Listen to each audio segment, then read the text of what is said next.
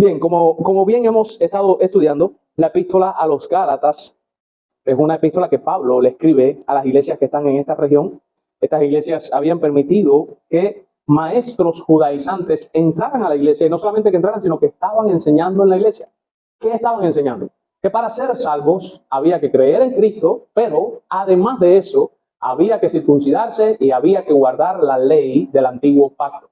Estas personas estaban desviando a las iglesias a dejar de confiar en Cristo, porque recuerden, el domingo pasado lo explicamos, desde el mismo momento en que tú crees que para salvarte tienes que cumplir la ley, estás dejando de confiar en la suficiencia del sacrificio de Cristo. Y por eso es que Pablo le dice, si ustedes se intentan justificar por la ley de la gracia, se han desligado de Cristo, se han desligado de la gracia, habéis caído. O sea, están dejando de confiar en la gracia que nos ha sido dada por medio de Cristo. Y este es un peligro grave, porque esta enseñanza que estaban enseñando estos falsos maestros está apartando a los creyentes de la fe. Fíjense, está apartando a los creyentes de la fe en Cristo, que es lo único que nos salva. Es la tesis que la estaba enseñando aquí, que la salvación es por la fe sola, sin las obras de la ley. Que la ley tiene una función primordial, una función buena, una función necesaria, que es llevarnos a Cristo y mostrarnos el estándar de vida que Dios desea y anhela ver en sus hijos, y el estándar que tendremos incluso en el cielo, y el estándar que en cierto sentido existe en cada uno de los recién convertidos, porque como decía Daniel, la verdadera fe obra por el amor. La verdadera fe tiene obras implícitas, y esas obras son la vida de obediencia de Cristo. La fe en Cristo nos reviste de Cristo, y por eso nos comportamos como Cristo, hacemos las cosas como las haría Cristo, pensamos como pensaría Cristo, actuamos y obramos como actuaría y obraría Cristo, porque de Él estamos revestidos, porque en Él fuimos bautizados. ¿Okay? En esta porción de la Escritura, después de que Pablo ha estado hablando anteriormente de confiar en Cristo, ustedes recuerdan que en el versículo 15 que terminamos el domingo pasado dice, pero si os mordéis y os coméis unos a otros, mirad que también no os consumáis unos a otros. O sea, al parecer había también carnalidad en esta iglesia. Habían personas que se estaban comportando carnalmente, y Pablo también quiere abordar y tratar este tema. Por ejemplo, en los versículos del 16 al 18 dice, digo pues, andad. Y miren el verbo está conjugado en modo imperativo, es una orden. Cada vez que usted vea una orden en la Escritura es literalmente un mandato. Dios está mandando a su pueblo, y eso te incluye a ti y a mí, a que nosotros tenemos que andar. Miren el verbo, no es moverse en el espíritu como hablan los carismáticos, ni nada de eso, es andar en el espíritu. ¿Por qué andar? Porque la idea de andar, lo que transmite esta forma no personal del verbo, lo que está transmitiendo es realmente un estilo de vida. Es algo que es continuo, es algo que va conmigo. Yo ando en eso. ¿En qué? En el Espíritu. Y miren, espíritu ahí está con mayúscula, por tanto, se está refiriendo al Espíritu Santo. Hay un estilo de vida que solamente lo da el Espíritu Santo, y Pablo, o Dios, por medio de Pablo, nos está mandando de que su voluntad es que cada uno de nosotros ande, viva, de acuerdo a ese estilo de vida que da el Espíritu. ¿Cómo es? Es un estilo de vida que no satisface los deseos de la carne. Dice, porque los deseos de la carne, o porque el deseo, es contra el espíritu, y el del espíritu es contra la carne, y estos se oponen entre sí para que no hagáis lo que queréis. Pero, contraste, si sois guiados por el Espíritu, y miren el sí condicional, ese sí condicional significa una posibilidad remota. Si existe de verdad la posibilidad, si de verdad ustedes son creyentes genuinos, si de verdad el Espíritu Santo está en ustedes, eso va a traer como resultado que ustedes serán guiados por el Espíritu y no estarán bajo la ley. Pablo lo está diciendo claramente, todo verdadero creyente no va a estar bajo la ley. Todo verdadero creyente, como el Espíritu está en él, el Espíritu que guía a toda verdad, no lo va a dejar confiar en sus propias obras, confiar en su propio esfuerzo. El Espíritu Santo le testificará todos los días de que es impotente, que no puede cumplir la ley, porque esa es su función, y el Espíritu Santo no pierde el tiempo. Él es muy intencional. Recuerden que nosotros somos negligentes en todo lo que hacemos, pero Dios no. Y Jesús lo dijo claramente, Dios no es un vago. Mi Padre trabaja, dijo él, y yo hasta hoy trabajo. Dios siempre está obrando. Como dice la canción, siempre estás obrando, ¿verdad? Él siempre está obrando en sus hijos. Y Él no para de orar. Él nos dará testimonio de que no te puedes salvar por una vida de obediencia. La obediencia vendrá implícita por la fe que tienes, pero no es lo que te va a salvar. Lo que te va a salvar es que has creído y has confiado en Jesucristo como tu único y suficiente Salvador. Miren lo que dice un comentarista. Sean gobernados por el Espíritu y no satisfagan los deseos de la carne. Fíjense que andad en el Espíritu, este comentarista lo tradujo como sean gobernados por el Espíritu. Dice, el Espíritu y la carne, escuchen bien esto, se excluyen mutuamente. ¿Qué significa que se excluyen? Que cuando está uno no está el otro, y cuando está el otro no está el otro. Es como la luz. Usted está en un cuarto y el cuarto está extremadamente oscuro. Desde el mismo momento que usted enciende el encendedor y enciende la luz, se perdieron todas las oscuridades. Porque la luz excluye a las tinieblas. Y cuando están las tinieblas es porque no hay luz. Cuando hay tinieblas no hay luz y cuando hay luz no hay tinieblas. Pero no puede en una misma habitación encender una luz y que la mitad de la habitación se quede encendida completa y la otra mitad esté en total tinieblas. Eso no ocurre. Lo mismo ocurre con el deseo de la carne y con el fruto del Espíritu. Si está el Espíritu, va a haber fruto. Si no está, está la carne. Si alimentas al Espíritu, habrá fruto del Espíritu. Si alimentas la carne, estarán las obras de la carne. Dice, el Espíritu y la carne se excluyen mutuamente el uno al otro. No se ha prometido que no tendremos malas concupiscencias, sino que no las debemos satisfacer. Eso nos tiene que quedar claro. No es que porque el Espíritu está dentro de nosotros, no vamos a tener nunca malos deseos. No, siempre, mientras estemos en esta vida, habrá malos deseos, malas intenciones, malos pensamientos, pecados. Pero lo que nos está mandando aquí la Escritura es que no satisfagamos esos deseos, que no le demos el gusto a la carne. El Espíritu lucha contra la carne y su influencia mala, todo el tiempo, Él está luchando. Aun cuando tú no estás luchando, déjame decirte. Si tú eres uno de estos cristianos negligentes que nunca oras y nunca lees la Biblia y de verdad estás convertido, el Espíritu Santo que está dentro de ti, Él no para de luchar por ti. Si nosotros tuviéramos una idea de hasta qué punto el Espíritu Santo nos anhela celosamente y lucha por nosotros, no fuéramos tan negligentes en hacer las cosas que a Él le complace. Él lucha constantemente contra la carne y su influencia maligna, pero la carne también lucha contra el Espíritu y contra la influencia buena del Espíritu. De suerte que ni la una ni la otra puede llegar a la plena actividad, obviamente. Como está la carne, el Espíritu Santo influencia, pero no puede llegar a toda la actividad porque está todavía ahí la carne. ¿Cuándo llegará esa plena actividad y plena influencia del Espíritu? Cuando sea removida esta. ¿Cuándo será esa? La glorificación. Mientras estemos en este cuerpo, siempre estará ahí. O sea, que el Espíritu influenciará, pero nunca logrará la perfección en nosotros porque no hemos sido glorificados. Y viceversa, cuando estemos en nuestros peores tiempos que vienen, en donde el Espíritu esté un poco más apagado por nuestra culpa, y la carne esté más influenciando más, aún todavía Él está ahí y no podrá totalmente tomar el control de nosotros porque Él está ahí. Y Dios es fiel, Él nunca nos va a abandonar. Sigue diciendo, el griego dice, se oponen para que no hagáis las cosas que quisierais. Dice, la carne y el Espíritu son mutuamente contrarios, de modo que tendréis que distinguir lo que procede del Espíritu y lo que procede de la carne, y no tendréis que cumplir lo que quisierais según la personalidad carnal, sino según lo que desea el Espíritu dentro de vosotros. Y así lo parafrasea un tal Ninder. O sea, Ninder está diciendo que tenemos que llegar a distinguir cuando algo está viniendo del Espíritu y cuando algo está viniendo de la carne, y no debemos, nuestro deseo natural es el de la carne. No debemos dejarnos guiar por nosotros mismos, es lo que está diciendo, sino que debemos dejarnos influenciar y guiar por el Espíritu que nos está moviendo a las obras piadosas de la ley, por cierto. Y Pablo dice, no estáis bajo la ley, lo dice claramente, si sois guiados por el Espíritu, la persona que es guiada por el Espíritu hará lo que está bien libremente, miren esto, libremente y no por la compulsión de la ley, por lo tanto no está sometida a las ataduras y a la condenación de la ley. ¿Qué significa eso? En el nuevo pacto, ¿hay ley? ¿Sí o no? Sí hay ley. Está ahí la ley moral y están los 10 mandamientos. Hay que cumplirlos. O deberíamos intentarlo. No para salvarnos, pero sí para vivir una vida agradable al Señor. Ahora, la diferencia entre el antiguo pacto y entre el nuevo pacto es que el antiguo pacto te mandaba, tienes que obedecer, a esto vivirás. Si no andares en todos estos mandamientos, serás maldito.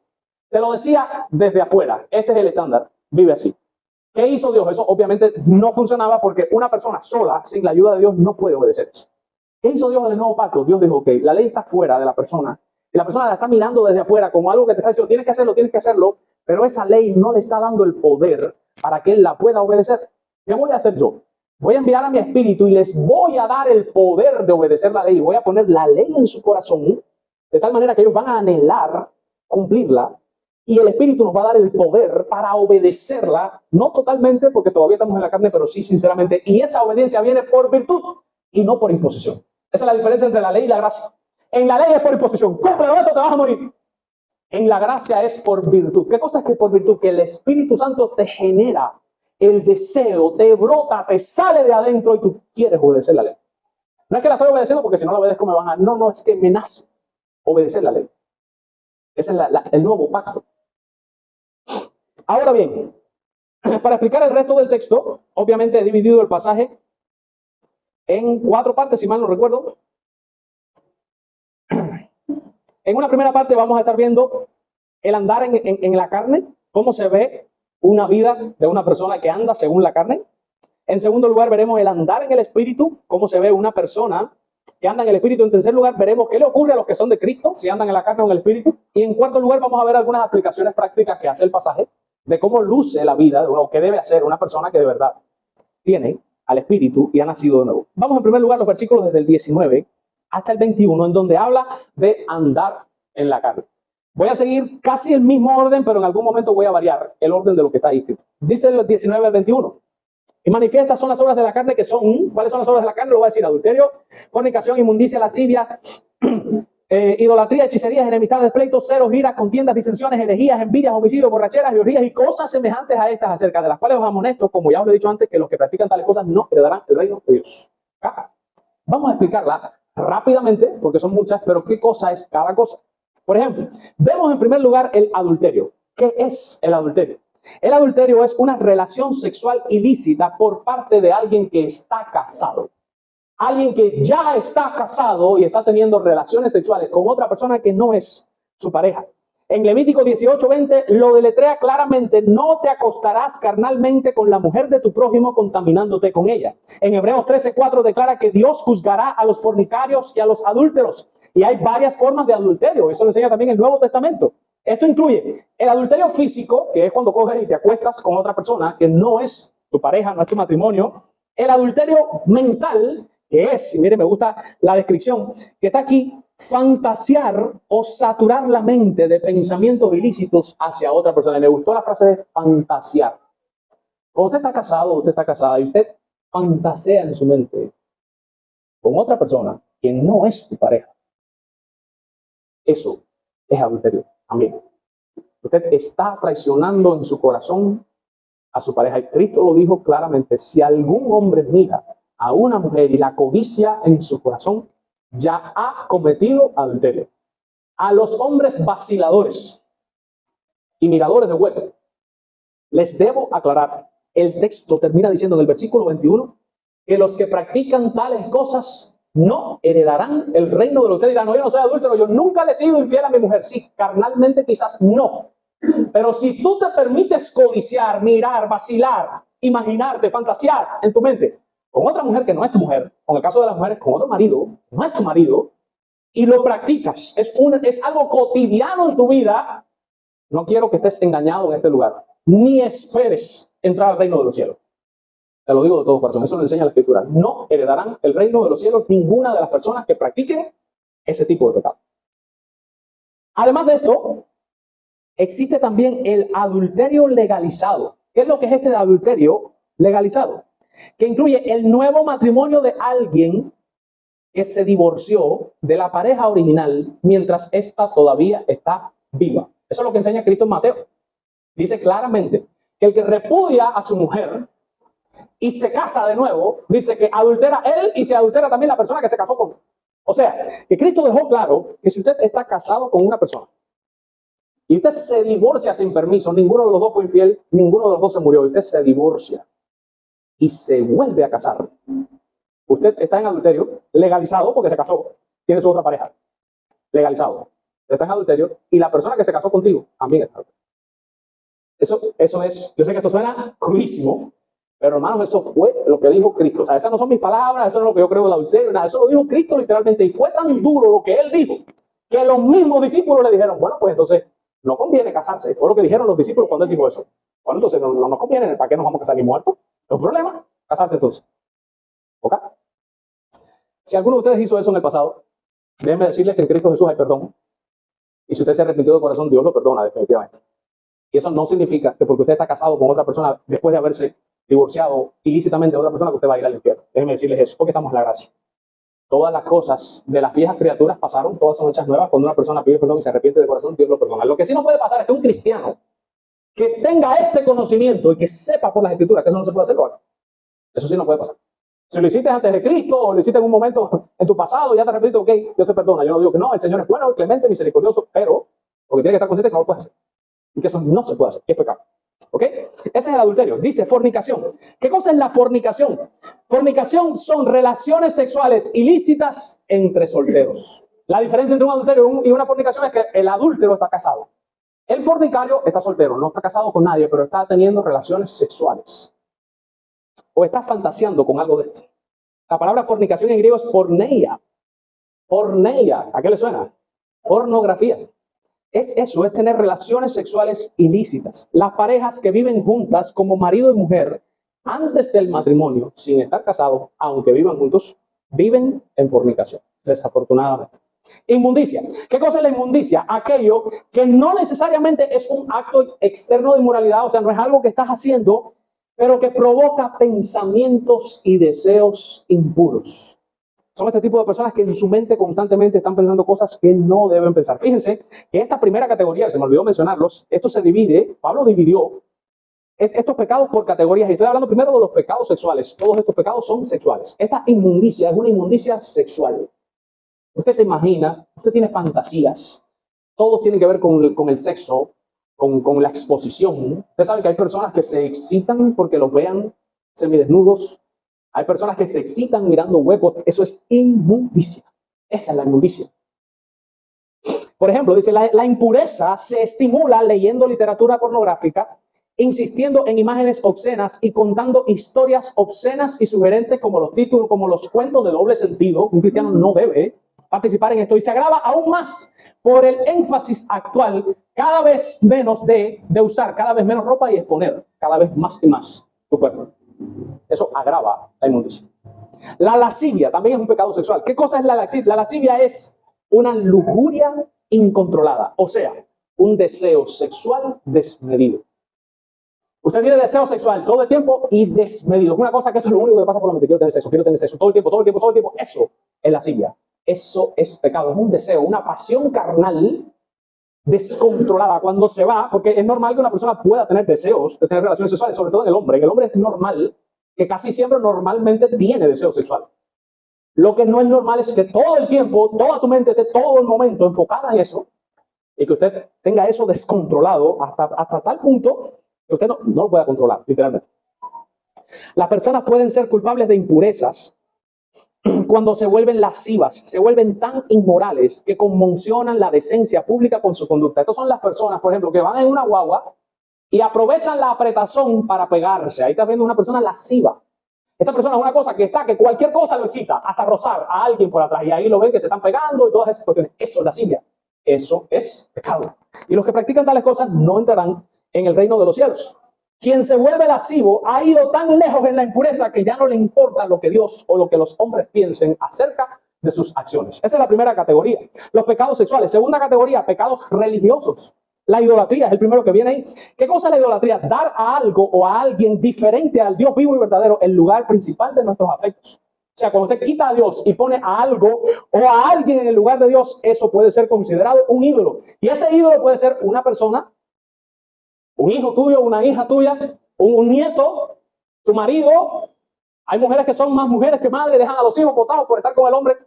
Hay mujeres que se van para la playa y el hijo se le está ahogando en la orilla porque está con el macho por allá en la esquina y tiene al hijo botado por acá. Eso es pecado. Puede ser una persona, puede ser un sueño.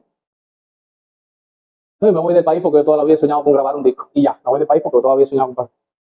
Bueno, ven acá y si Dios te está usando aquí y tú eres una persona que de verdad hace falta, tú vas a renunciar al ministerio tuyo que Dios te dio por irte a grabar un disco porque ese es tu sueño. Te das cuenta que estás quitando el lugar que Dios tiene en tu vida y estás poniendo ahí el disco que quieres grabar. Eso es un ídolo. Por ponerles un ejemplo hipotético.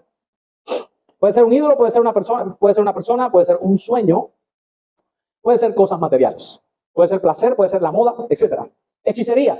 La hechicería es la habilidad de provocar hechizos, usar magias y obtener conocimientos secretos que te los revelan los espíritus malignos. consultar la ouija, mirar el vaso de agua, ir a tirarte las cartas, curarte el empacho, curarte el mal de ojo. Todo eso es hechicería. Los que practican la hechicería no entrarán en el reino de los cielos. Consultar el zodíaco, no, porque yo soy Piscis y él es Géminis, vamos a ver qué dice, a ver si los dos empatamos. Eso es hechicería. Estas prácticas estaban muy extendidas en la cultura pagana, pero a Israel se le prohibió, tajantemente Dios le prohibió a Israel permitir hechiceros, espiritistas, mediums, nigromantes, no sé lo que es eso, y similares entre ellos.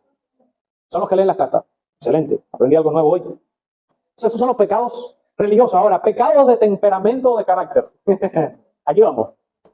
Enemistades. ¿Qué es una enemistad? Una fuerte aversión o un sentimiento de mala voluntad hacia otra persona. Cuando usted no soporta, no se la traga, tiene un sentimiento de mala voluntad hacia otra persona. Es una hostilidad o una oposición que usted le hace a alguien. Eso es una enemistad. Pleito, disputas, peleas que causan discordia entre hermanos. Hay demasiados miembros en la iglesia con los que simplemente no es fácil llevarse bien. Muchos son terriblemente susceptibles y se ofenden fácilmente. Algunos son tercos y quieren llevar siempre la contraria. Dice un comentario. Celos. ¿Qué cosa es el celo? Un resentimiento a regañadientes que envidia la buena fortuna de los demás. Es cuando una persona tiene una buena fortuna, y no me refiero a dinero, sino como que le regalaron algo, le está yendo bien, y usted tiene un resentimiento dentro, una molestia, porque a esta persona le están pasando cosas buenas. El celo y la envidia están muy relacionados, aunque la envidia es la fase superior del celo. Pero el celo es literalmente cuando usted se molesta porque a otra persona le está yendo bien, o le están saliendo bien las cosas. También son pecados. Iras, un mal genio. Habla de formas violentas de ira y representa tormentas de un tormento descontrolado y simboliza a la persona que pierde el control cuando el automóvil no arranca, por ejemplo, cuando el pez no muerde, cuando el ternero no bebe o cuando las comidas no están listas a tiempo, el esposo que sale de la habitación y golpea la puerta detrás de él porque algo no le conviene o porque algo no le gusta. Esa persona está mostrando arrebatos del mal genio. Tal conducta indica que todavía está bajo las garras de la carne. Contiendas, es una rivalidad o puede ser incluso una ambición. Usted ambiciona y por eso contiendes y luchas y barres y aplastas al que tengas por el medio porque hay algo que tú quieres. Una contienda describe la competencia de aquellos que quisieran ser elevados a un cargo, no tanto por el servicio que ellos pueden prestar, sino por el prestigio que ellos pudieran ganar con ese cargo. Disensiones es la tendencia a la división, que es el resultado de elegir caminar por el camino de la envidia y de las disputas en lugar del camino real del amor, el perdón, la magnanimidad. Es la desunión. Envidias. La diferencia entre celo y envidia. El celo es que te molesta el bien ajeno. ¿Qué es la envidia entonces? La envidia habla de un deseo resentido por las posesiones o por las ventajas de otro. O sea, hasta ahí es celo, pero miren hasta dónde llega. La palabra traducida como envidia es un concepto totalmente malo y no tiene posibilidad para el bien. ¿Cómo tú sabes que tienes envidia? La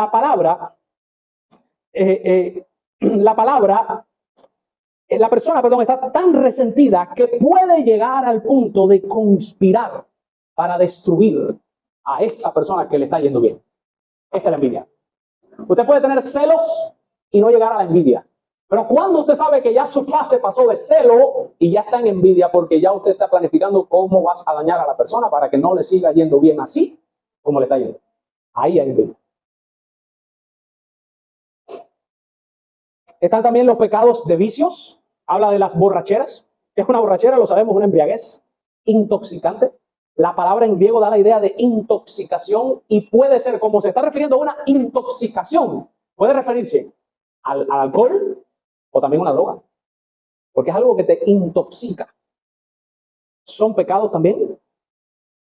Y las orgías, que la puse después, estaba en otro lugar y la moví como un pecado de vicio. Porque el problema es que la palabra orgía, cuando habla de una orgía es un sexo desenfrenado entre muchas personas al mismo tiempo. Se encierran en un cuarto 10 gente y están teniendo sexo ahí todo el mundo delante de todo el mundo. Eso es lo que se entiende como una orgía. Pero cuando buscas en griego la palabra va más allá de eso en griego. De hecho, la palabra orgía también significa una fiesta salvaje. Que es obviamente en esas fiestas donde se arman esas orgías. Pero la idea de esta fiesta salvaje va un poco más allá y habla de juegos desordenados. Habla también de incluidas las celebraciones típicas de una fiesta salvaje con comportamientos sueltos de las personas. Y también implica en algún sentido glotonería, banqueteo y desenfreno. Eso es una orgía. También es un pecado. Ahora, así es como lucen las personas que no están bajo el Espíritu, los inconversos. ¿Cómo luce un cristiano? Miren el segundo punto, versículos 22 y 23. El fruto del Espíritu. Yo creo que ustedes contrasten que cuando habló de las obras de la carne, habló por las obras. La carne tiene muchas obras. Sin embargo, el Espíritu tiene un fruto.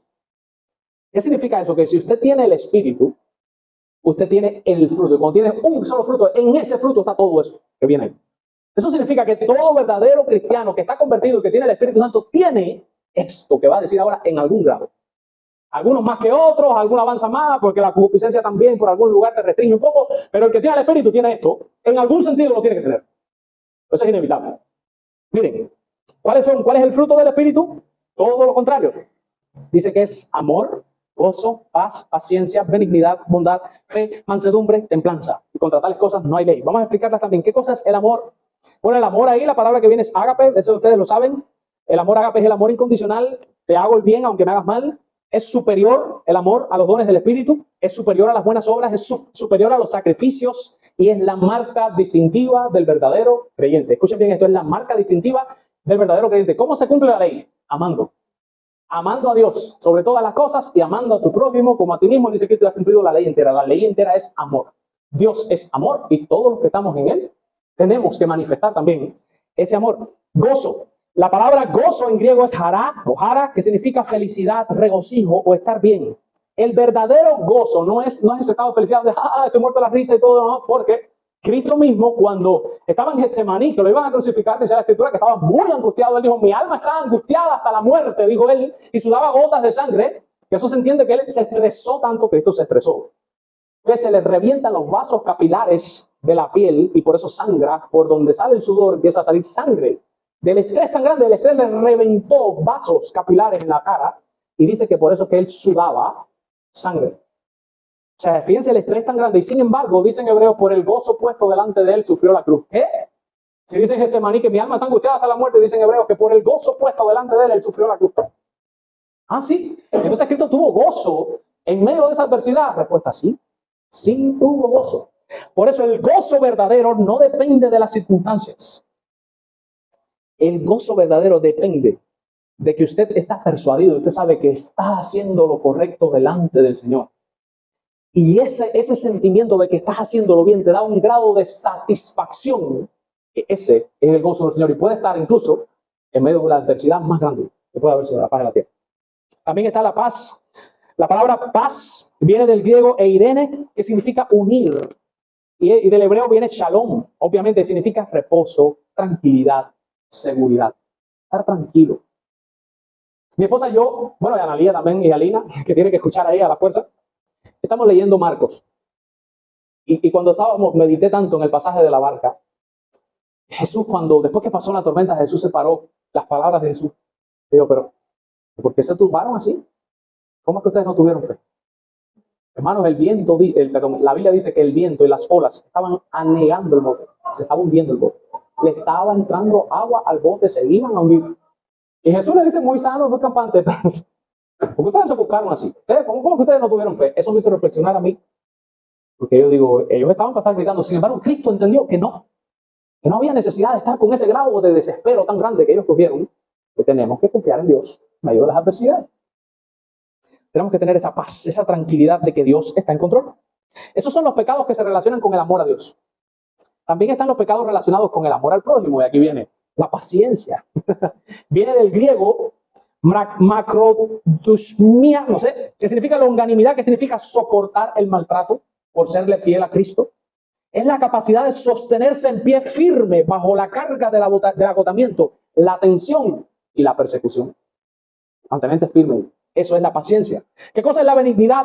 Viene del griego restoles, que significa amabilidad, sensibilidad, empatía. Eres amable, no eres áspero, no eres una persona que te raspa a la gente, eres una persona que te caracteriza por ser amable. La bondad viene del griego agatsune, que significa hacer bueno, hacer beneficencia. Es el amor en acción, es hacer el bien de corazón para agradar a Dios sin esperar ningún tipo de recompensa. Y están también los que se relacionan con la persona misma. O sea, vimos los aspectos del fruto del Espíritu que tienen que ver con Dios, los aspectos del fruto del Espíritu que tienen que ver con el prójimo, y ahora vienen los aspectos del fruto del Espíritu que tienen que ver contigo mismo. ¿Cuáles son estos? La fe. Ahí se traduce fe, en griego dice pistis, pero el problema es que pistis significa fe y significa también fidelidad. Si usted busca la Biblia de las Américas, usted se va a dar cuenta que la Biblia de las Américas tradujo fidelidad. Yo personalmente creo que la traducción correcta es fidelidad. ¿Por qué? Porque él está hablando de un fruto. ¿Qué cosa es un fruto? Es una cosa que se ve. Usted puede ver el amor de una persona, usted puede ver la bondad de una persona, usted puede ver, pero la fe de alguien, ¿cómo se ve? Por medio de la fidelidad. ¿Qué cosa es la fidelidad? De hecho, en inglés la palabra está bien. En inglés la palabra fe es faith. Ahora, full significa lleno en inglés. Inés, cuando le pones el 3 atrás, es llenura. O sea, en inglés, fidelidad se dice faithfulness. O sea, llenura de fe. ¿Qué cosa es una persona fiel? Una persona que está llena de fe. O sea, la fidelidad es la fe, es la expresión de la fe. Es la fe en acción. Por tanto, yo creo que ahí la mejor traducción, ya que está hablando de un fruto, de algo que se ve, es fidelidad. Por tanto, esos son los frutos para contigo mismo. El elemento del fruto viene del griego pistis, que significa credibilidad, convicción, lealtad, fidelidad. Ahí está. Y es ser leal al compromiso después de que éste pierde su brillo. Los matrimonios, ser leal al compromiso después que éste pierde su brillo. Cuando usted se casa al principio, todo es glorioso. Y todas las malas mañas de tu pareja al principio son soportables. Cuando usted ya lleva 3, 4, 5 años, que ya se empieza a cansar, ahí es donde llega la parte de la fidelidad. Es aguantar y sostener el compromiso aún cuando se haya perdido el brillo que tenía al principio. Esa es la fidelidad. Es sostener el compromiso que hiciste con Cristo cuando venga la persecución. Cuando vengan los problemas, cuando vengan los ataques. No, usted no puede decir, no, ya renuncio, porque te debe mantenerse fiel en sus convicciones. Es mantener la palabra aunque se presenten complicaciones. Es decir, no 1000 veces a la tentación si es necesario para evitar males futuros. Mansedumbre viene del griego probates, que significa poder, fuerza bajo control. Fuerza bajo control. Las personas tienen confundido, yo te lo expliqué aquí una vez, espero que se acuerden de algo. La palabra mansedumbre, la gente cree que ser manso es ser bobo. Manso, ¿sabe lo que es manso? La ilustración mejor para la palabra manso es un caballo. Un caballo salvaje que tiene una fuerza inmensa, que usted le monta 10 gente atrás en una carretilla y te la sube una loma para arriba, tiene fuerza. Sin embargo, usted lo logra controlar con un hierro metido en la boca y 2 tiras. Ya, usted controla al caballo con un hierro en la boca y 2 tiras. Cuando usted controla al caballo, la fuerza que él tiene, usted lo logra hacer girar a la derecha, hacer girar a la izquierda, tesia, y da para atrás. Eso es mansedumbre, es fuerza bajo control. O sea, no es el bobo, no es que tú no sepas contestarle a una persona, el problema es que tú dominas tu carácter y lo refrenas, y por eso es que eres manso. Tienes la capacidad de herir, pero no hieres, eres manso. Sin embargo, sí sabes herir. Y les digo porque a veces que la gente cree que usted le dice a alguien una verdad en su cara y te dice, eso es pecado. El hombre más manso que ha pisado la faz de la tierra fue Jesús. Aprendan de mí que soy manso y humilde. ¿Cómo se dirigía Cristo a los fariseos? Hipócritas. ¿Cómo escaparéis de la condenación del infierno? Serpientes, víboras, sepulcro blanqueado. Jesús era manso, ¿sí? Él dijo, aprendan de mí. Entonces eso significa que decirle a alguien la verdad en la cara cuando lo merece. Fíjense, esto no es una licencia para pecar. Pero cuando lo merece, eso no significa que no sea manso. Yo puedo decirle a alguien algo bien fuerte y seguir siendo muy manso. Porque eso fue lo que hizo Cristo. Entonces la mansedumbre es esa fuerza, el carácter bajo control. Por ejemplo, en Isaías, hablando de Jesús, dice, angustiado él y afligido él, no abrió su boca. ¿Lo ven ahí? Jesús no tenía todo el poder del mundo para hacer descender fuego del cielo y derretir a toda esa gente que lo estaban clavando. Sin embargo, él retuvo ese poder. Esa es la mansedumbre. Angustiado él y afligido él, no abrió su boca, y como cordero fue llevado al matadero, y como oveja delante de sus trasquiladores enmudeció y no abrió su boca. Y la templanza viene del griego encrátela, que significa dominio propio. Es la capacidad para controlar los pensamientos y las acciones. Tiene que ver con el dominio sobre el alcohol, tiene que ver con el dominio sobre la glotonería, sobre los chismes, sobre el orgullo, sobre la envidia, sobre el sexo ilícito, sobre los chistes rojos o los chistes de doble sentido, sobre gastos innecesarios. Incluso tiene que ver con el control sobre las vestimentas indecentes, con la violencia, con el egoísmo, con la apatía, con el enojo, con las pasiones desordenadas y otros. Esa es la templanza. Así es como luce un verdadero creyente. Y vamos al tercer punto, versículos de 24 al 26, que lo dice claramente.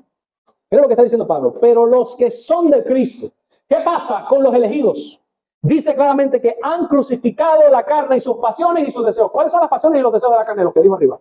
Los que son de Cristo, esa es la evidencia, crucificaron la carne. Usted no puede decir que es de Cristo cuando usted sigue vacilando mujeres. Usted no puede decir que es de Cristo cuando usted sigue mirando huecos. Usted no puede decir que es de Cristo cuando usted se ha pasado la vida entera viendo pornografía. Usted no puede decir que es de Cristo cuando usted se faja en una cuarta tierra. Usted no puede decir que es de Cristo cuando usted, si lo molestan, anda de tazo. Usted no puede decir que es de Cristo cuando usted suelta malas palabras y cuando coge genio.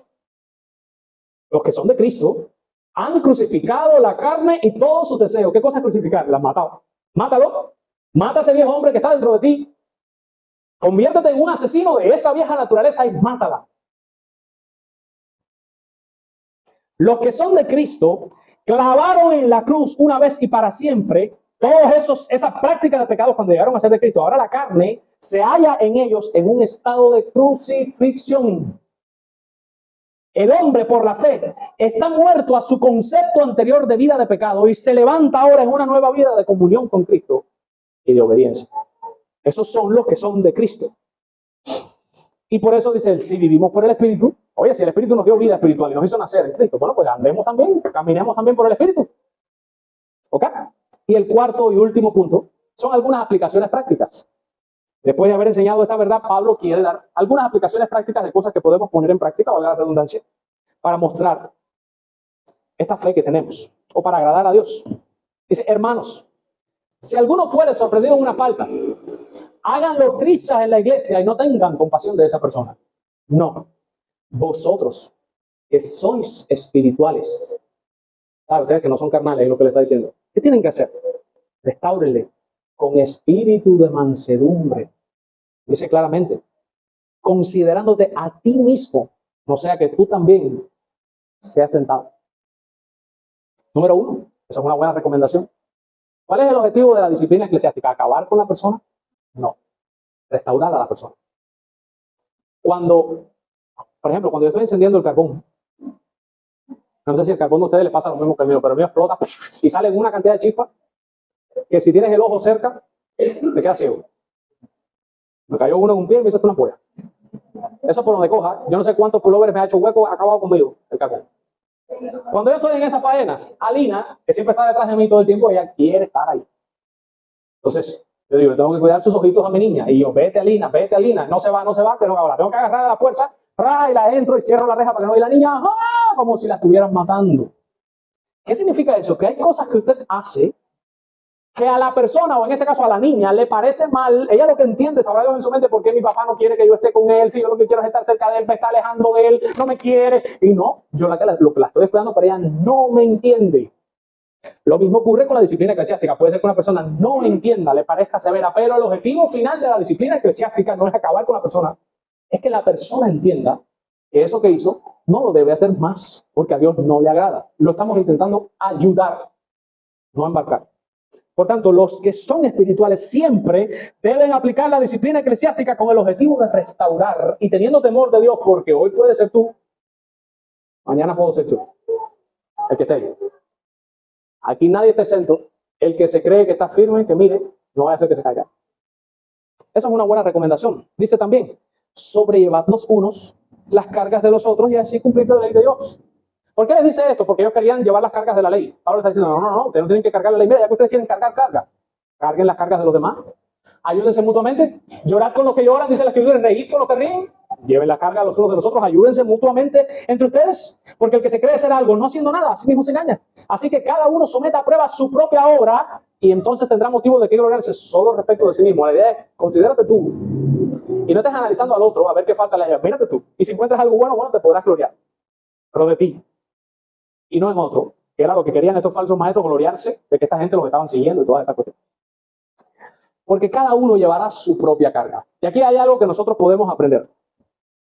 Todos nosotros, escúcheme bien, todos nosotros tenemos una concupiscencia. ¿Qué es la concupiscencia? Las concupiscencias son una serie de debilidades que tiene cada persona en específico. Y no son las mismas las de uno que las de otro. Hay personas que tienen debilidades con el cigarro, hay personas que tienen debilidades con el alcohol, hay personas que tienen debilidad con las mujeres, hay personas que tienen debilidad con los hombres, hay personas que tienen debilidad con ver muchas series, hay personas que tienen debilidad con la ira, hay personas que tienen debilidad con robar, hay personas que tienen debilidad con, ¿sabrá Dios qué? Todo el mundo no tiene la misma. Lo que sí les puedo decir es que todo el mundo tiene esa debilidad. Cada uno de nosotros tiene un pecado que es el que más nos acosa y que es el que normalmente siempre nos persigue. Y caemos en él a cada rato. Eso le pasa a todo cristiano. Déjenme decirle para que se sientan tranquilos. Eso le ocurre a mí, que soy el pastor de la iglesia, me pasa. Me pasa. Por eso es que la Biblia nos manda a velar constantemente en la oración. Pero todos tenemos nuestra propia carga. Todos tenemos algún problema. Todos tenemos alguna debilidad que nos hace pecar y que nos hace caer. Todos somos débiles en algún sentido. Y esto nos tiene que hablar de la dependencia que necesitamos del Espíritu Santo y que podemos compartir nuestras cargas con otra persona. Usted sabe, una de las formas más fáciles de quitarse la tentación de arriba, cuando usted le dice a otra persona lo que lo está tentando. Yo no sé cuál es el misterio, pero cuando tú hablas con otra persona y tú le dices, mira, me estoy sintiendo tentado con fulana, automáticamente, como ya lo dijiste, como ya lo soltaste, es como que pierde poder. Esa tentación sobre ti la pierde porque ya se lo dijiste a alguien. Y después esa persona, que debe ser una persona espiritual y que no sea chismosa y que le diga a la iglesia entera que uno está teniendo debilidades con no sé quién, es un ejemplo hipotético. No estoy teniendo debilidades con nadie, ¿ok? Pero cuando usted se lo diga, esa persona debe acercarse a ti cada cierto tiempo y hacerte rendición de cuentas.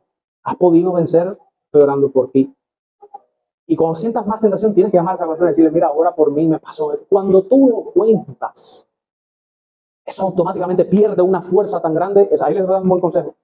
Cuando usted tenga una tentación de esa que le está haciendo muy difícil, búsquese a alguien espiritual que usted sepa que es maduro en la fe. Y dígale lo que le está pasando para que usted vea. Dígaselo al Señor, por encima de todo. Cada uno de nosotros llevará su propia carga. El que es enseñado en la palabra, haga partícipe de toda buena obra al que lo instruye. Esto es otra recomendación. Y en este caso, bueno, me da un poco de pena porque soy yo. Pero la Biblia enseña de que aquellos que son instruidos, ¿cómo puedo decirlo? Deben, bueno, lo que dice ahí, hacer partícipe de toda buena obra a la persona que lo instruye. Es como una forma de agradecimiento. O sea, esta persona me ha enseñado, esta persona se ha encargado de que yo quiera aprender. Es un mandamiento bíblico. Hágalo partícipe de toda buena obra. No voy a hablar más de eso porque es que me da pena hablar de eso. Sigo. No os engañéis. Miren, Dios no puede ser burlado, pues todo lo que el hombre sembrare, eso también segará.